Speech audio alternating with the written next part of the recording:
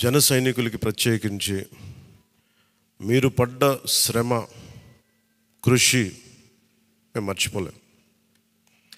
మమ్మల్ని గుండెల్లో పెట్టి చూసుకుంటాం.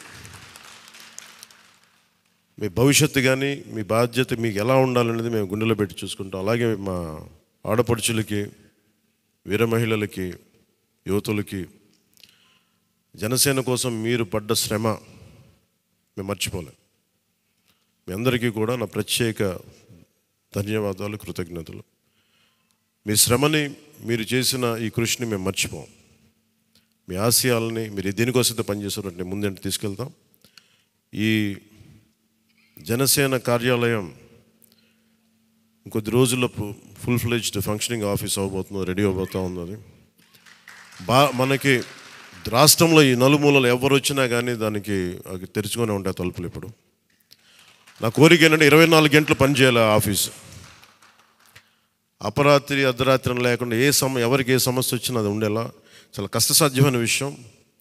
కష్టసాధ్యమైతే సాధించాం ఈ రోజున, దాన్ని కూడా సాధిస్తామని మీ అందరికీ తెలియజేసుకుంటూ నేను 6 ప్రత్యేకించి చెప్పాను. విద్య, వైద్యం, ఉపాధి, సాగునీరు, తాగునీరు, లా అండ్ ఆర్డర్. ఈ 6 అంశాల మీద మొదటి ప్రత్యేకమైన దృష్టి పెట్టి దీని మీద ముందు ప్రజలకి భరోసా కల్పించిన తర్వాత మిగతా అన్నిటి అంశాల మీద ముందుకు తీసుకెళ్దాం. అలాగే నేను ఢిల్లీ వెళ్తున్నాను ఇప్పుడు పిఎం గారిని ఎన్డీఏ మీటింగ్కి. వచ్చిన తర్వాత ఆ రోజు మనం ప్రత్యేకించి కూర్చోబెట్టి మీ అందరితోటి ఒక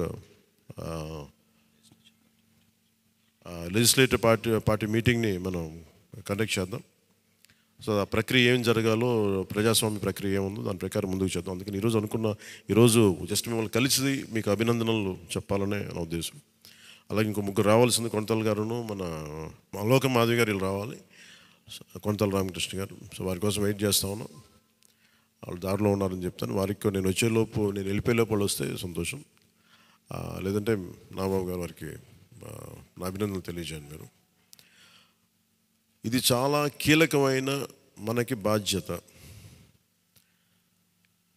ఇది అంచెలంచెలుగా ప్రజల ఆకాంక్షల్ని నెరవేర్చే చాలా గొప్ప విలువైన ఒక అసెంబ్లీ స్థానాలను మనకి ఇచ్చారు.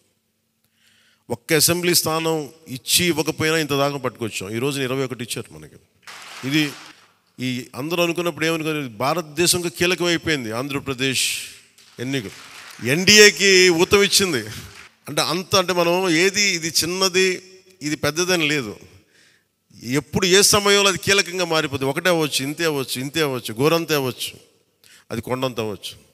ఈరోజు గోరంత విజయం అంటే చిన్న దీపం వెలిగిస్తే ఒక మొత్తం ఎలా వెలుగునిస్తో జనసేన గోరంత దీపం కొండంత వెలిగించింది ఈరోజు ఆంధ్రప్రదేశ్. సో మీ అందరికీ నా ప్రత్యేక కృతజ్ఞతలు. చాలా ఉత్సాహంతో పనిచేద్దాం. ప్రజలు మామూలుగా మనకు వెన్ను తట్టి చెప్పలేదు, బలంగా నిలబడమని చెప్పారు మనకి. మీ వెంట మేము ఉన్నామని.